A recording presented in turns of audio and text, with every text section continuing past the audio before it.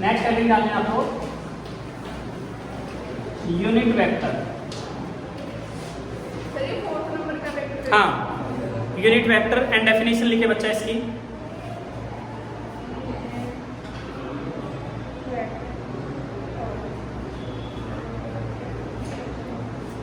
लिखिए a vector whose magnitude is a vector whose magnitude is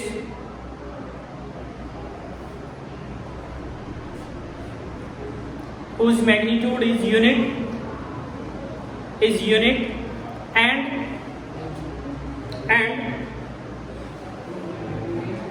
drawn in the direction of given vector and drawn whose magnitude is unit, यानी कि इसका magnitude कितना होगा बच्चा 1 होगा, यूनिट मैग्नीट्यूड होगा। And drawn in the direction of given vector and drawn in the direction of given vector and drawn in the direction of given vector. ठीक है, देखिए इसका नोटेशन कैसे करेंगे। जैसे सपोज करिए हमारे पास कोई एक वेक्टर है A vector, this is a vector. अब बच्चा रुको एक मिनट, अब देखिए अगर इसका यूनिट वेक्टर हमें अगर लिखना है तो कैसे लिखेंगे। हाँ, ए कैप, इसको क्या कैसे रीड आउट करोगे, A cap is equal to the given vector is divided by the magnitude, this is unit vector. ठीक है, अब अगर सिंपली ऐसी बात करें तो unit vector along x axis,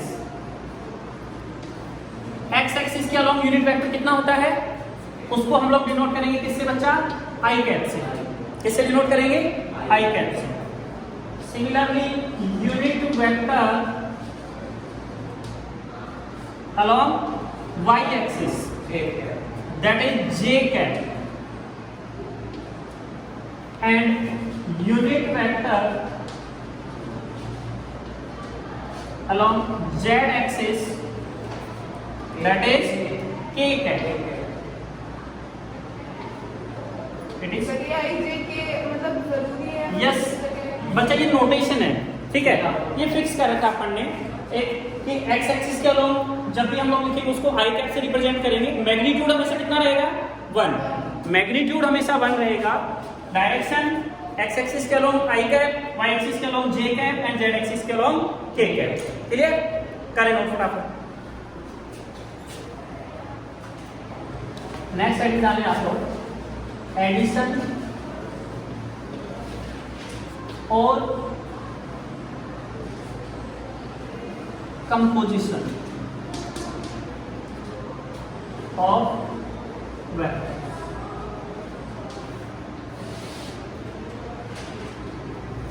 addition और composition of vectors.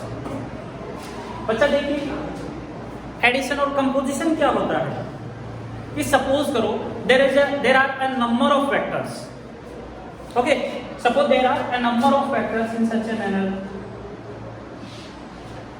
so this is a vector, this is b vector, this is c vector and so on. Okay, now we can say that sir each vector has a particular effect or impact, yes or no?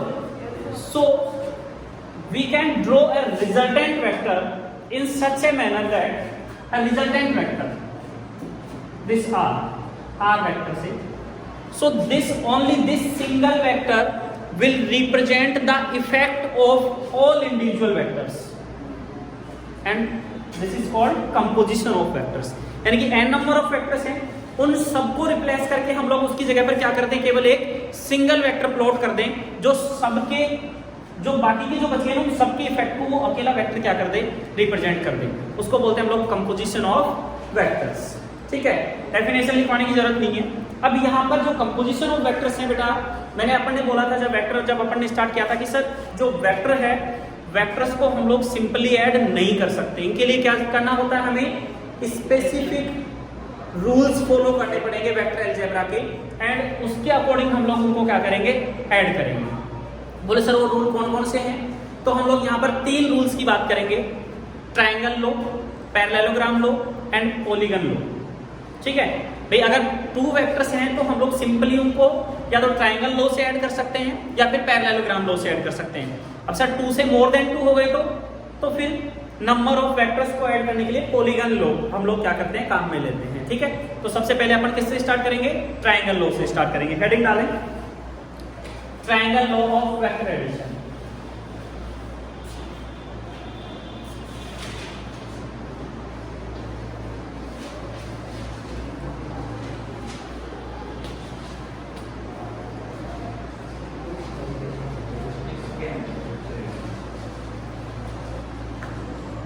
Triangle law of vector addition लिखे बच्चा, पहले इसका statement लिखें। If two vectors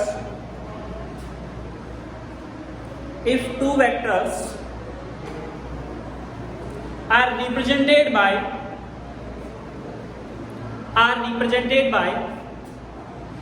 two sides of a triangle,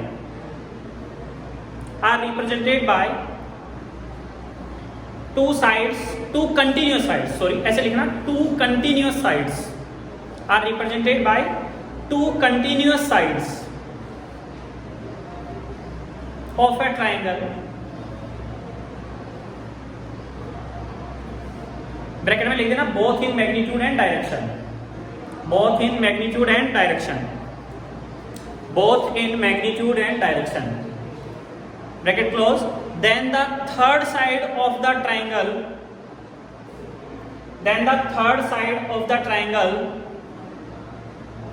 third side of the triangle will represent the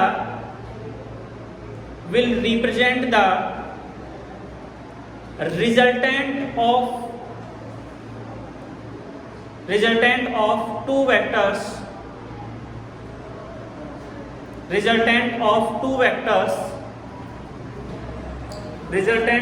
vectors both in opposite order, resultant of two vectors in opposite order, both in magnitude and direction, both in magnitude and direction, both in magnitude and direction। लिख दिया बच्चा? देखिए हम लोग बोल रहे हैं कि सर अगर मान लीजिए हमारे पास 2 वेक्टर्स हैं, बोलो क्या बोलो, ए बी या पी क्यू, कुछ भी ले लें, ए बी ले लें, चलो ए बी ले लें।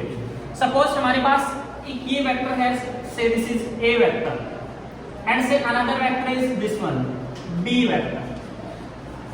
Okay, now this law states that if 2 vectors are represented by the 2 continuous sides of a triangle, okay, so देखिए एक ट्राइंगल, ये तो हो गया बच्चा आपका कौन, ए वेक्टर,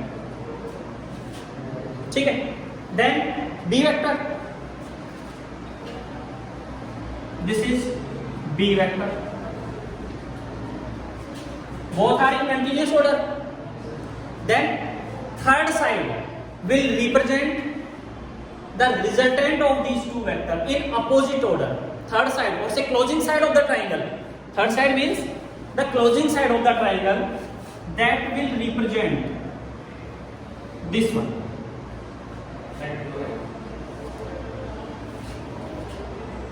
anti-clockwise rotation था।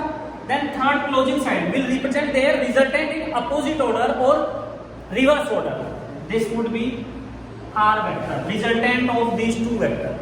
so we can say that sir R vector would be equal to A vector plus B।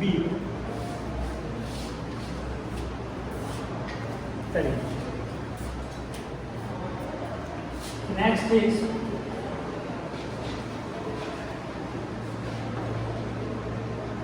parallelogram law of vector addition, parallelogram law of vector addition।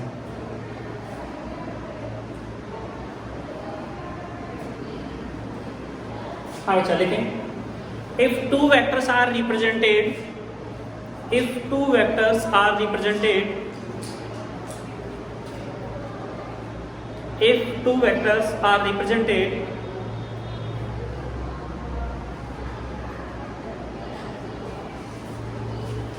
both in magnitude and direction, both in magnitude and if two vectors are represented both in magnitude and direction by the two adjacent sides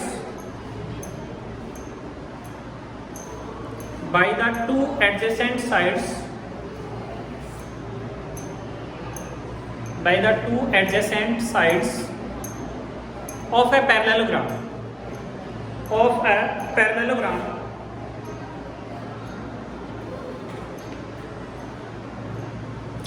drawn from a common point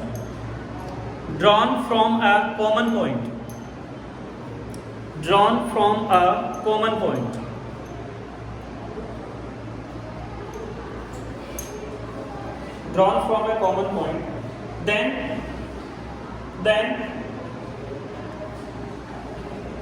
the diagonal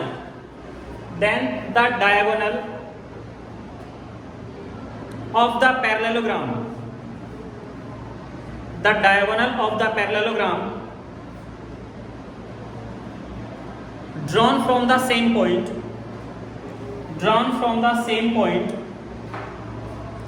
will represent their resultant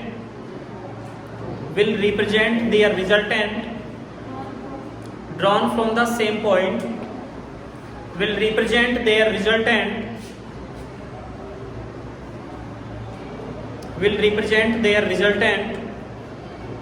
both in magnitude and direction. देख लिया बच्चा? देखिए हम लोग क्या बोल रहे हैं वापस से, if two vectors are represented by the two adjacent sides of a parallelogram that are starting from a common point.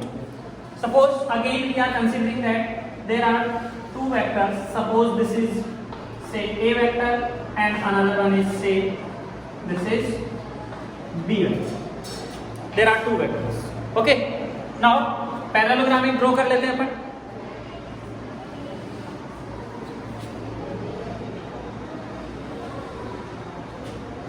These are two vectors. This is A vector and another one is B vector. These are two adjacent sides and all these two are starting from a common point. Okay. Now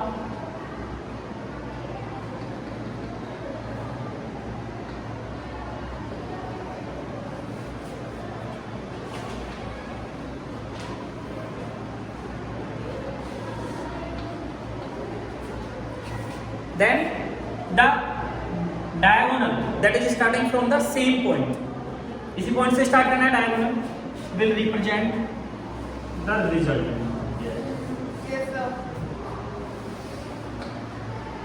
This is R vector. So we can say that sir R vector is equal to A vector plus B vector. और भी तरीके से आप इसको लिख सकते हैं. Suppose इसको नाम दे दिया अपन ने, उसमें नाम दे दो L M N and O. L N vector, देखो इसको और दूसरे तरीके से रिप्रेजेंट कैसे कर सकते हैं हम लोग sir? L N vector is equal to L O vector plus L M vector और से R vector is equal to A vector plus of इस तरीके से आप लिख सकते हैं. सही कर लीजिए.